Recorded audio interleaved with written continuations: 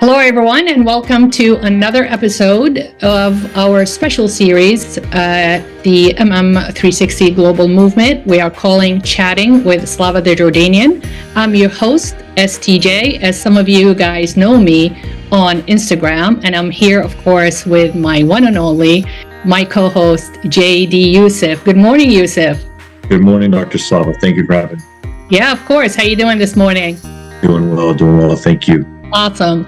Just as a reminder, in the MM360 Global Movement, we are advocating for mastering an unlimited mindset by eliminating limited beliefs and limited thoughts. So we thought of tapping into the concept of the traditional gender role expectations and beliefs from our conservative Eastern culture. Whether you are a first-generation immigrant American or first-generation American, I think many of you will find this very fascinating. I sure had so much fun tapping into the research and reading some articles about that concept. So we want to have this episode dedicated to telling our stories. And by telling our stories, we're hoping to uncover and discover some of the secrets, some of the tools, some of the tricks of the trade, so to speak, as far as how do we adapt, how do we embrace, how do we tolerate a whole new culture when we leave our old home and embark onto the new world, after leaving everything that we know and everybody that we love behind. Now, it could be different experience it is a different experience.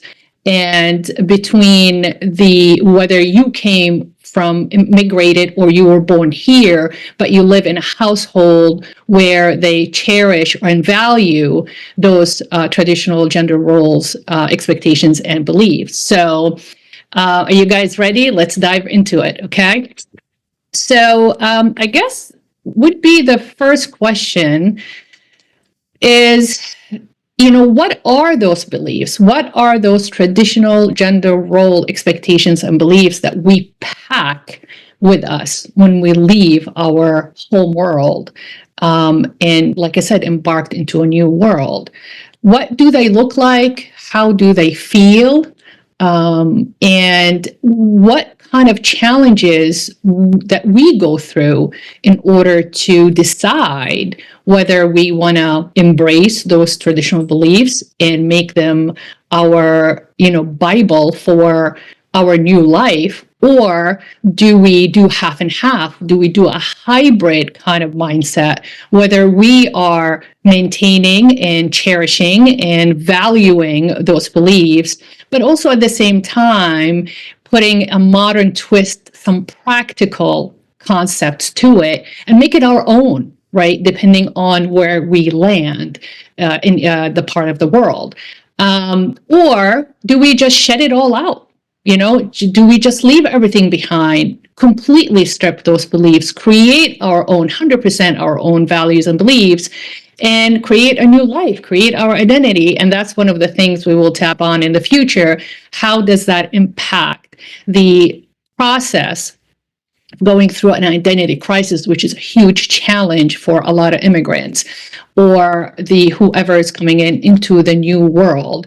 Whether you're going from the west to the east or going to the east to the west, north and south, south and north, it doesn't really matter. It's the fact that when you strip your roots and implant them into somewhere, a different soil, that soil has different minerals, right? And has different vegetation. It has different nutrients that's going to feed you to grow into the person you want to grow into. Hopefully to fulfill your dreams, empower you, and be able to achieve the life that you planned and designed and sacrifice everything for in order to achieve. All right, if you guys are ready, let's dive into it. So I guess my question to you, Yusef, is if you can just sum up or list for us and our listeners, the values that you grew up with, and you can make it as simple as possible or as complicated, and you have the floor, basically. Go for it. Yes, thank you. So growing up in the South, our white counterparts have a certain culture, right? That's very conservative. That honestly the Arab world can identify with, right? It's about family values, and it's not only our white counterparts as well. African Americans certainly embody everything that's good, especially with family and what we're all about, right? But not taking anything that isn't deserved, right? Just these simple things that again are very mild, but it speaks volumes about how you're raised and your character, right, and where you come from. So that's something that we want to try to give to people. We want to share our culture. So yeah, that's very interesting. And just like I mentioned earlier, it really depends where you land. So if you land in any spot in the world that, like I said, if you go from east to east, you can be in Jordan, for example, and you can go live in Albania. Eastern European, and I just read this article that interviewed 93 female, half from Western Europe and half from Eastern Europe, and they got together with them and give them a questionnaire to answer what are the principal characteristics of the female and the male in your culture. And the funny thing about that study, the results that came out, they matched a lot of their perception of the male-female role expectation in their society and in their culture. Now, the article will tell you that traditional or any gender role expectations is societal structured beliefs and values, and they were put together to satisfy the need for society. So society need men to go hunting and bring food in and protect the house, and they are the arm bearers. Then society needs this, so they structured that gender role on men because they're stronger, more masculine, they can, intimidating, back then. And then the females had the characteristic of being sensible, tender, caregiving. So the society looked at those characteristics in the female personnel, the innate female personalities, and they said, hey, you are qualified to take care of the young. You're qualified to take care of the home, to nurture, to teach, to love. And they gave those structured roles and beliefs for women because they needed to serve society. Now, the question is, does society still need that? Does society need the traditional gender role expectations and beliefs to serve and to make a continuum of that service to society? That's the debate that we're going to have very, very soon. So in my world, I was born in Saudi Arabia. My family is half Palestinian, half Jordanian. So inside the internal household that I grew up in is very much very modest, traditional Jordanian household. But when I stepped out of that household because of the obligation from the royal family being, intermarried into my family. My mom's sister married a member of the royal family. So my first cousins have HRH titles. So we had to conduct ourselves in an even more stringent, more strict, more traditional way to represent the royal family. But by far, my parents never really pushed that traditional gender role expectation. It was almost like, and Yusef, you can disagree with me, it's almost like this hidden language, like my mom will have the look or she'll have the body language. I knew that I disappointed her saying something or acting in a certain way. I crossed the line with the expectation that there was no reprimand and kind of attitude. There was no punishment if I didn't do so. If I felt like one day I'm going to be, a tomboy, wear my shorts and flip-flops and run around and play soccer with my brothers, she was fine. She goes, as long as you're safe, you're not hurting anybody, right? So she was fine with that. She did not punish me. It's like, no, don't wear shorts. You got to wear a dress. You're a girl. You shouldn't play soccer. She didn't care about that. But she made sure that when I stepped out of that house, I satisfied and I met all criteria in representing their family and my family in a very favorable, desirable, fashionable, so many times way that matches the expectation, whether the royal families. So that become part of practicing that constantly, switching the hat. That became part of my everyday personality is, okay, now I got to switch hats. I'm not Jordanian. I'm going to represent Saudi. When I'm home, I present in my Jordanian culture and tradition. The reason I'm saying that, I want to go back to JD Yusef and ask you, what is the process or the story behind how you have embraced the adaptability? Because you are Joseph and you are Yusuf too, right? In your community. Correct. Yeah. So Correct. you have mentioned to me in private that some friends, I call you Yusuf, some friend of you call you Joseph. So can you just walk us through the mindset or when did you realize, at what age, that, hey, I have two cultures. I might end up with two values. Can you share that with us?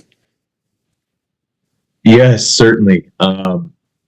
So I guess the first time that I guess I can say I felt different, where there was a clash of cultures, was when 9/11 happened, believe it or not. As a fifth grader, right? As a fifth grader, I don't know how old you are, 10, 11, right? But I basically, for sure. I was young, right? And Yeah. so I was also not old enough to understand what was happening around us, right? So long story short, I got picked off by one of the teachers who essentially sent me to the principal's office because a student said, oh, cool. Again, not understanding the gravity of what happened, right? Showing it to children. But all the attention was looked at me, and I didn't know why. I didn't say anything, right? And so immediately sent to the principals, parents got involved. That was the first time that I felt a bit different. So I guess to your second question, where does the Joseph and the Yusuf play in? It's almost like a survival mechanism. I can kind of put my guard down with some people and get deep, and others I can kind of pass, right, for, let's just say, a white Anglo-Saxon Protestant.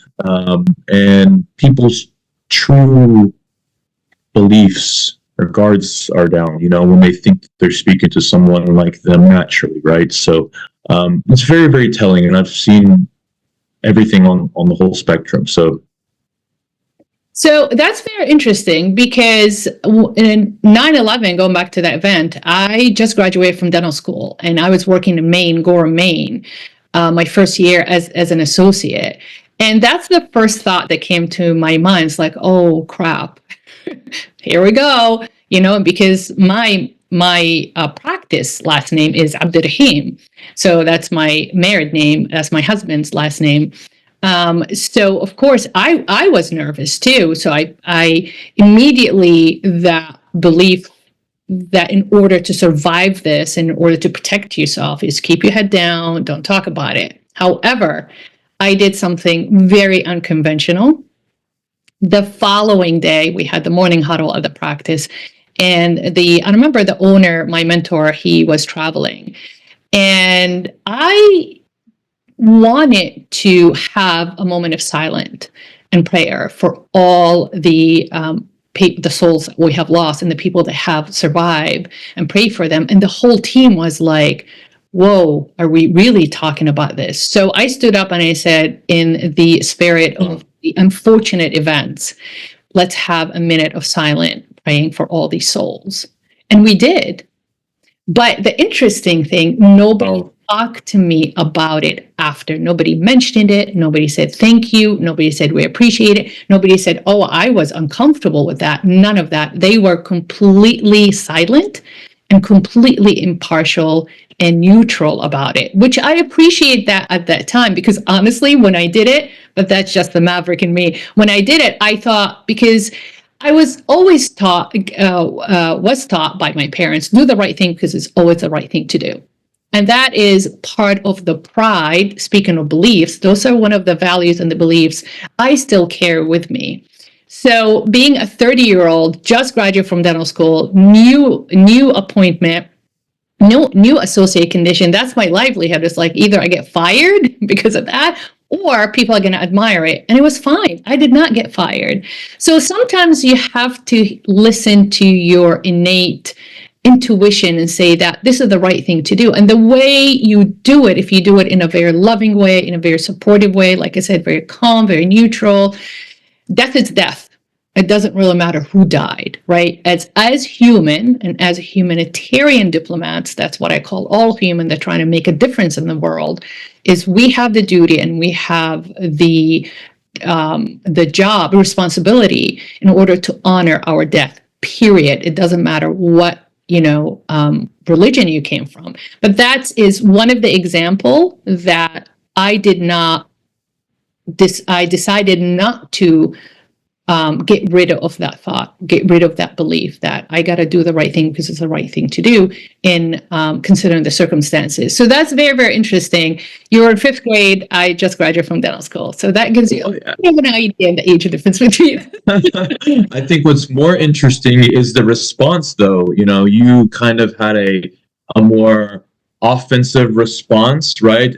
And then other people had more defensive, right? Because they were shocked and stunned, and so it's very telling. And also, if I can elaborate, I think a lot of Americans at that time were expecting to have a lot of Arabs, both Muslim and Christian, kind of speak out more, and almost like we had something to do with it, and very, very interesting, because we don't ask any of our counterparts to apologize or do anything, that happens in the world, on their behalf. So, very, very unique, because at the end of the day, we're Americans, it affected us. We're Americans. Yes. So that's absolutely true. And that's a very interesting point that you mentioned, depending where you are. So my husband, Ehab, was working with the National Semiconductor in South Portland, Maine at that time. And he came home, he was devastated, of course, and we talked about it. And he said, Slava, I was bombarded by people, engineers, project managers,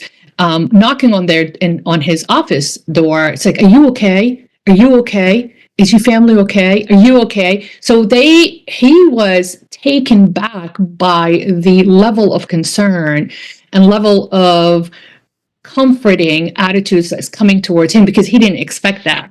But that's interesting to say, because you did mention that depending where you are, whether people care that you're still human, you're an American, equal to them, and you have the right to, check on them as a colleague, as a friend, as a fellow citizen, even, where I'm sure in some states that wasn't the case. But what I'm trying to say is tapping into that traditional value that we need to respect the dead. That comes from our traditional beliefs, but we're deviating a little bit from the gender role expectations. So let me ask you this, Joseph. When did you realize, at what age you realized that, oh my God, I'm going out there into the world and I'm going to pursue my goals and my dream, my education? When did you realize that did you realize some of the traditional gender role expectations were hindering you or empowering you to achieve what you're trying to achieve? That's a very great question. I guess as a male, raised in an Arab household, especially the oldest, you have a lot of expectations and, yes, things that are asked of you. A lot of the time, I believe it's so structured that it doesn't allow one flexibility, say I didn't want to be a doctor, lawyer, or an engineer, right? So it's okay, but let's talk about next steps, right?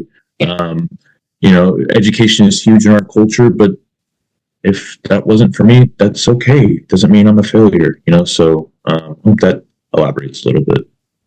Yeah. So when you say that it was okay not to be what you were expected to be, was that your own adjustments of these beliefs, or did you have the support in your household to say that, hey, don't stress out. It's okay. I understand that, we've been talking to you about get education, go to school, finish up, be the best you can be. And there's a joke in our culture that if you get a 95 out of 100, that's considered a failure in our household. So the expectations are really, really high. And I always wondered what kind of pressure that puts on us. But going back to your point that, again, was it your own, recognizing or realizing that I don't have to put that pressure on me? Or was it your parents supported you, said, don't worry about it. You can be whoever you want to be? I think my grandmother had a lot to do with it. And I should say that a lot of strong females in my family who would kind of buck the system, if you will, and, just allow for a little flexibility. If you fall, it's okay, get back up, brush yourself off and do it again type thing. Yeah. So that was very, very transformative and powerful for my personal development, because I didn't have to conform to what people expected me to conform to, and that's okay. I'm not a failure. I can do this and be content. Yeah. So where did you draw that validation that I appreciate myself, I'm good enough?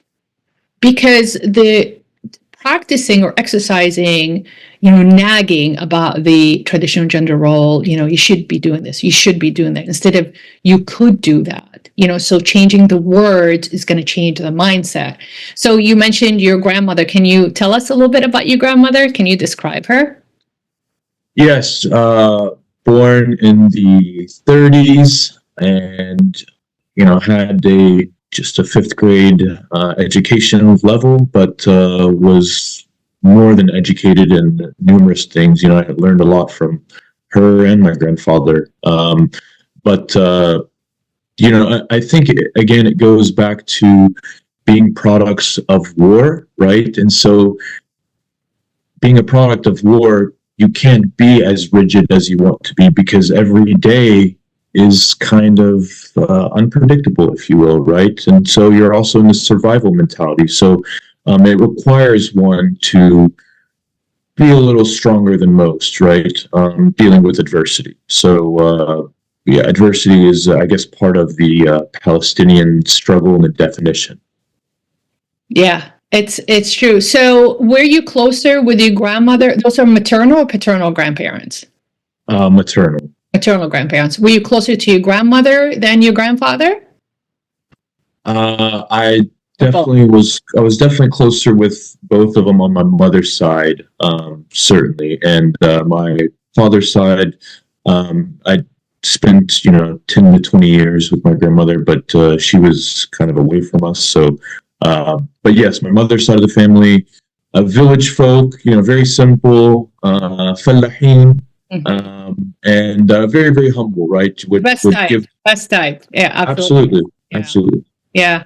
So if you would look back and talk to Yusef in high school right now you have achieved, you are a lawyer in Alabama. You are involved in so many nonprofit organizations. You're an amazing communicator, and you have the sense, and I've known you a short time, but I feel like I've known you forever. You have the sense of that genuine, authentic quality of a young man that all he wants is just to do the right thing. So because of that, that's my perception of you. And it's a measure of your conduct too. You know, you haven't showed me from all the dealings and interaction that we had that any sign of non-compliant, irresponsibility, no commitment, no tolerance. So you being Yusef, JD Yusef, looking back at Yusef in high school, what would you tell high school Yusef the best lesson you've learned from your grandmother? Dr. Slava, you broke up at the very end. So. Now, can you tell us, or can you imagine talking to Yusef in high school? Now you are JD Yusef. What would you tell him the best lesson that you have learned from your grandmother? Thank you for that question. I suppose it's resiliency. Just continue, striving for higher. As I used to remember my grandmother saying. So just always try to be, and it's not for anybody else. Certainly we do have that showy part of our culture, right?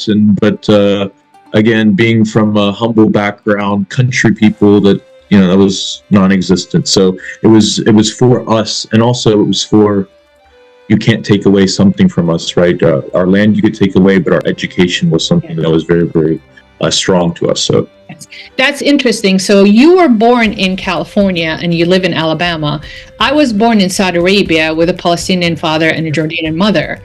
And we were taught the same exact message, that my dad always drilled it in our mind that nobody can take your knowledge. They can come and take your house. You can get a divorce. You can lose your job. You can have a natural disaster, lose all your belongings. God forbid, you can lose a child, which I did. I lost my twin, a pregnancy at 13 weeks.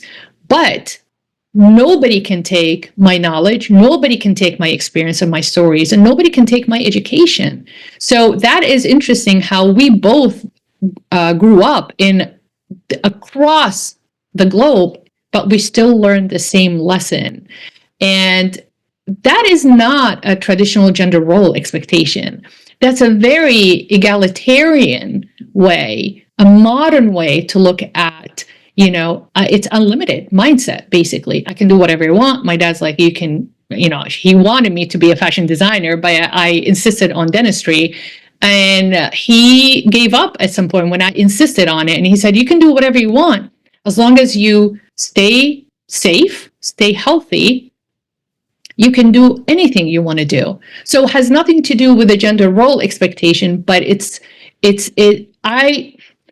I would say that the way I grew up was a hybrid environment, especially for a girl. Like I said, we did have the very restrictive culture being in Saudi Arabia, the covering up, women can't drive. Women, now it's of course different. Back in my time, it was very, very restricted lifestyle. Now women can drive, they have their own clubs, they go, ride horseback on, in the desert, they can camp in the desert. They can do so many outdoor activities. That was not a case in my time. So it was very restricted lifestyle. And I wonder if my parents said that, hey, it's already restricted. We should not really push the traditional gender role expectations yet on them while we were young. And I think my dad was the biggest advocate for that. But that's really interesting how we are now. We are, and we're still sharing that kind of value. That value I would never, ever shed or get rid of. So very powerful. That leads, what do you think of that? Isn't that fascinating though? We both were taught from two different people, two different sides of the world, the same lesson and the same thought. Yeah, and I think it just goes back to that inherent Palestinian story. We are not that much different, based upon gender, religion, even growing up in different parts of the world, right? We still try to keep our culture for a reason, because we want to share it, and it's also a guide path. It kind of helps us navigate this world. People who don't come from culture wish they had culture, right? Some people who have culture don't appreciate their culture, and I can't tell you how many times I've run into that, especially with our people here in the States, which I think it's good to have kind of a dual culture. Mhm. But yeah, I think that's a very, very important point and I mentioned that in the beginning of that episode, that there are, in my experience going through life, I met three different categories, either very stringent on, no, I don't feel safe letting go of all my traditional values, and I'm going to teach my children the traditional gender role values and expectation because I want them to be like me. And then you have the other group that I met. I've been in this country about 37 years, that have a hybrid, a little bit of this and a little bit of that. And then the third group are completely westernized.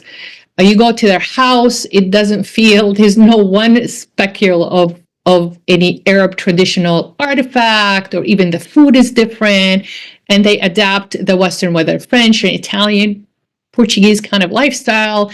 But at the same time, even meeting those people that shed all their traditional values and recreate and redesign their own values coming to the West or migrating, when you talk to them, they have a little bit of glimpse, but you have to be an Arab or Middle Eastern to actually pick up on that. They have still the essence of that traditional life still in them, which is fascinating because you would think you can shed it and reprogram yourself and rehabilitate, but it's part of your blueprint. I don't think that we will ever be able to just erase it completely because we grew up with it. Don't you agree? I completely agree. It's something that's a part of us, right? And I don't know, where that delineation, where you start to kind of distance yourself from it. Maybe it's second, third, fourth, but certainly as a first generation Arab American, we certainly do see things differently. And I would also add, it's not like we completely fit in back home either. We stand out, and it's similar to this country. It's almost like I'm not American enough, right? So this is also an ongoing struggle back and forth, right? Yes, that's true. And a short story, to shed a light on that concept is when I never lived in Jordan. So we used to go, my dad owned a property, an apartment building, and we used to have an apartment there. He rented the rest of it. So we were playing in the yard, in the street with the kids, and some of the kids would throw rocks at us. Literally just go back to Saudi, go back to Saudi. I'm like, what are you talking about? He goes, you guys are traitors. You left your country to chase the money. Go back to Saudi, go back to Saudi. And I used to run to my mom. And actually, once they got my younger brother in his head, went back to my mom. She goes, what happened? I said, these kids keep telling, go back to Saudi. I don't understand. So not until I got older and realized that because of their mindset and believing in all that traditional values, you do not leave your country regardless of how your, life conditions, how bad they are. It doesn't matter. You struggle with the country, you stick with the country, you're loyal to the country, you work with the country, but you don't quit on the country and leave so you can make more money somewhere else. You stay in the country, build it up, work it, pay the taxes as a service that you return back to your community. You don't just leave. Of course, these kids did not know the circumstances of my parents' life, but that's another episode. But I guess, so that's just an example of, I agree with you, Yusuf, is that's why I had the option to go back to Jordan, to go back to school and university. But when I sat down and I thought about it, I couldn't identify with Jordan. I identify with Saudi because I lived there all my life for 19 years. And when I told my dad, I don't think I can live there. I just don't, I have to, it's going to be a lot of work for me to learn the customs, tradition. Yeah. Our household was Jordanian, traditional Jordanian life and family oriented, but it's different than dealing with, government, the public, the regulations, how to drive there. I never drove in my life, because back in the day, like I mentioned before, women were not allowed to drive in Saudi. So I said, you know what? I vacation in the United States. I know United States customs and lifestyle. This is exactly what I want. And that's when I chose to go back. But I guess my last question to you is, did you see the difference in the traditional gender role expectations between you and your sister, for example? How can you walk us through? Can you tell us a story behind how I know she's not there to defend herself nor to make a statement, but as a brother, viewing that from the inside out, did you view any pressure on her compared to you and your brother? Yes, certainly. She, I would argue, probably had a little more pressure on her. Being a female and also parents wanting her close to home. Yet she was brilliant and could go anywhere she wanted in the world, right? There was that constant back and forth, that struggle where, I will say this, and I think it's appropriate. We have a saying in our culture, again from my grandmother. I love these old sayings. They weren't educated, but they were educated. But they're very wise quotes. Very, very wise. But she used to tell me, even about my mother, her daughter. الأم بتخرب من المحبة.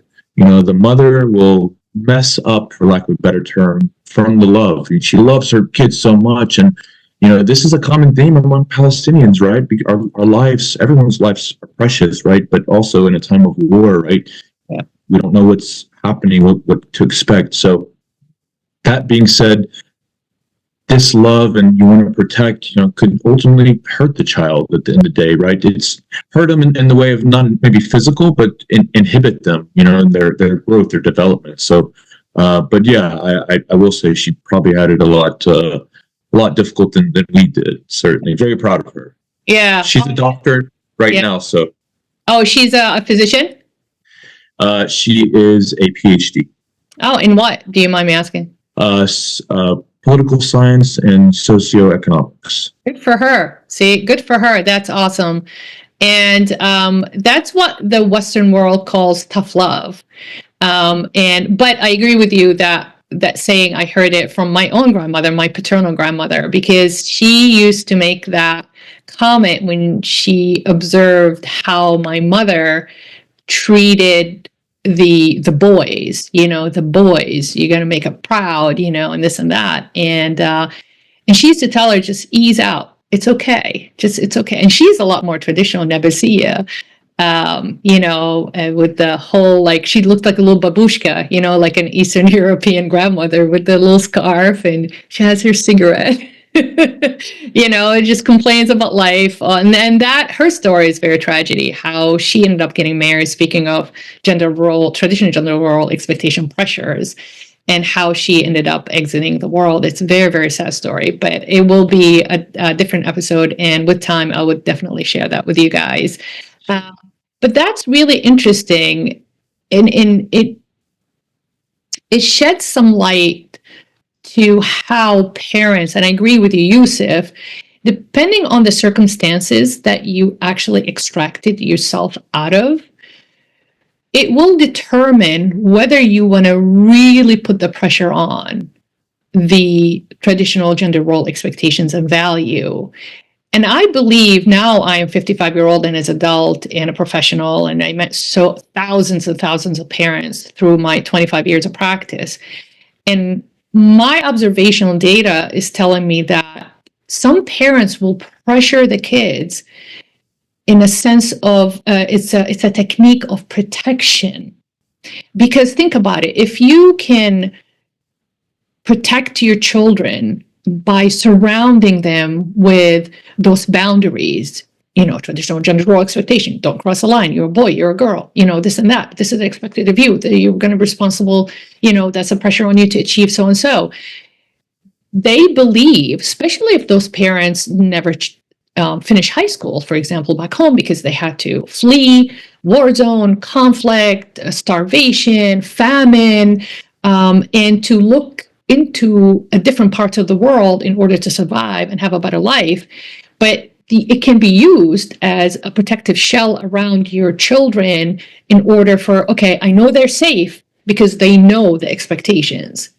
Where other parents think that, oh, that's not the way to protect my child. I want to teach my child that there is unlimited, right, possibilities for them, because I want them to be free of what I had to deal with, what I had to live with.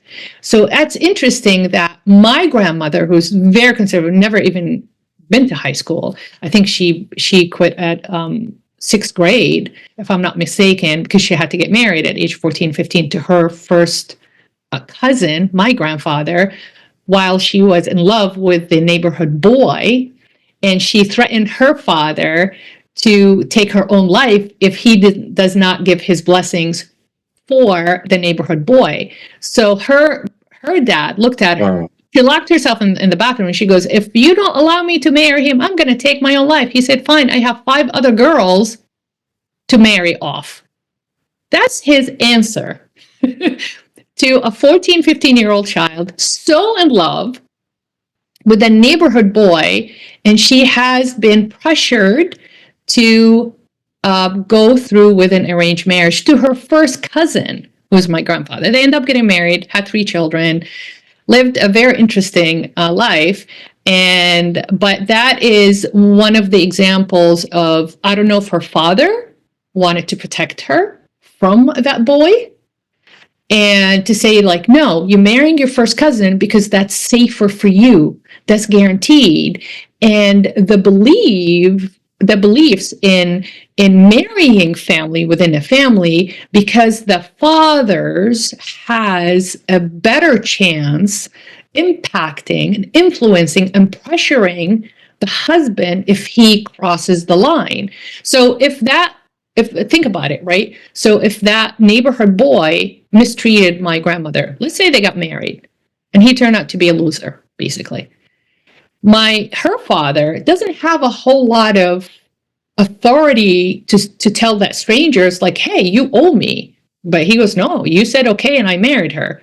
Where if my grandfather, the first cousin, crosses the line, that's his nephew. So he can go to his brother, right, and say, hey, your son is mistreating my daughter. He needs to stop. There's a weight to that, right? So all I'm saying, I'm not supporting arranged marriages. I'm not supporting forced marriages. I skipped 3 marriages myself. There's a difference between arranged marriage and forced marriage. That was forced marriage of my grandmother. But I can kind of sort of understand where her father was coming from. In order to protect his daughter's rights, it will be a lot easier to manipulate and control and manage his nephew than some stranger. Does that make sense? What do you think of that? That's a very, very common story back home. Again, going back to that safety, going back to our people just trying to think 1 to 2 steps ahead, which is, again, very much us. We certainly don't take things as they come, right? Very, very proactive. But I think that's, again, a safety mechanism. Yes. That everybody kind of participates in, Yes, and they hope to pass that on to generation to come. But it's up to that new generation whether they see the value on those, traditional gender role expectations and say, hey, that is really good tool to protect my child from a stranger that might marry her. Or do you put a modern spin on it and say that, you know what? Yeah, I am going to be inspecting whoever comes to my house and marry my daughter. But also at the same time, I want to give my daughter a leeway to express her emotion. She has the right to experience love. She has the right to live through romance and marry for love with a certain guidelines that will be guarding my daughter's right and my daughter's safety and my daughter's happiness. So I get it, but at the same time, it's almost like a balance. just like everything in life, right? Things have to be in moderation in order for us to stay healthy. And that's the bottom line, is the impact of whether you grew, like I said, under very extreme traditional gender role expectations or egalitarian values or both. It doesn't really matter as long as we end up being healthy after practicing such a lifestyle. Whether that's, I have seen families that practicing the traditional gender role expectations limited their children, but some of them did not. What are your thoughts about that? Is it healthy or is it not healthy? Do you believe that people should do whatever works for them? But how about the impact of mental health and our well-being, that kind of pressure? Very interesting. So I believe that there obviously has to be a balance, but it's important not to look at things from maybe a Western perspective, especially looking in on different cultures, right? I guess it goes back to what's good for the family. You really have to, again, communicate. Yeah. Really know what your family is needing and wanting. Very, very difficult and more challenging, I would argue, once you're coming as an immigrant, because now you're exposing your family, your children to a new environment, new people, new culture. And a lot of those needs don't get fulfilled towards a family because the mother and father are trying to survive. They're trying to learn, right? And so the kids are young and they have to kind of fend for themselves. So very, very unique dynamic. Yes, indeed it is. And honestly, I am not sure. There's no cookie cutter for everybody. And I'm not, the message that we're sending out, we're not saying you strip all your, traditional values. But like Yusuf said, maybe you can redesign them. First of all, I teach that you have to heal from the pressure. If that had an impact on your mindset and your mental health, you need to heal. You need to pick a healing mentor or healing coach, heal from that. Then design your own values, right? Whether you want a hybrid, whether you want to pull out of the traditional values and create your own. It's like, no, I'm going to keep that, because remember, as you design your new values, your mind and your emotions are going to go through the panic, the guilt, the feeling of betrayal, oh my God, these are my roots. How can I neglect it? How can I change it? Am I going to be my own person? How about again, the traditional tribal connection that we talked about and we're going to continue to talk about in our culture. So, and then transform. That's the last step. So heal, design, then transform. And I had to go through that process myself at age 53. For half a century, I've been walking the line of those values and those are traditions. Yeah, I escaped 3 arranged marriages. I don't know how and why, but I know why, because I want to pursue my career, and I didn't want to be tied up with that. And after the story of my grandmother, it's like, no, I'm just became a stigma to me. I would have been very, very well off, very, very comfortable, very prominent, very affluent life, but that wasn't enough for me. Do you know what I'm saying? And that's when you decide to say that, hey, I'm going to split on my own, do my own thing. But I did tap into all these values and you thought as a guide. And I felt that if I needed protection, I definitely pulled out of those old fashioned traditional values and beliefs. Did it limit me? In some ways, yeah, it did. In some circumstances, yeah, they did. But I felt in my case, my experience, it protected me and helped me stay focused to stay on my path in order to achieve what I needed to achieve. Did it empower me? In certain circumstances, yes, it did. And so I agree with Yusuf, you have to pick and choose when to use it. It's like different gears shifting on the car. Now, I want to accelerate. I need that gear. I need to slow down. I need to push into that gear. Do you agree? What do you think of that? I agree. I agree with everything that you just said. I think you hit the nail on the head. And hearing your experience, again, all the different circumstances, different person, different gender. I can relate to a lot of it, right? So I think it just goes back to the essence of a similar struggle and story that we kind of all have as children of a diaspora, right? Yes, absolutely. All right, so we are reaching to the end of the hour. I want to thank all our listeners for joining in. Please like and share, and it's going to be on the all the podcast platforms, and plus on the MM360 Global Movement YouTube channel. Those episodes will be uploaded if there's a certain schedule for them. And I hope, like I said, you guys have enjoyed this. And if you have any comments or any questions, please let us know. This will not happen without you, without our listeners. And we will continue to share our stories in order to uncover and discover all the secrets and all the tools for us to master an unlimited mindset by eliminating limited belief. Thank you so much and have a great day. Thank you, Yusef. Thank you, Dr. Slava. Bye for now. Bye.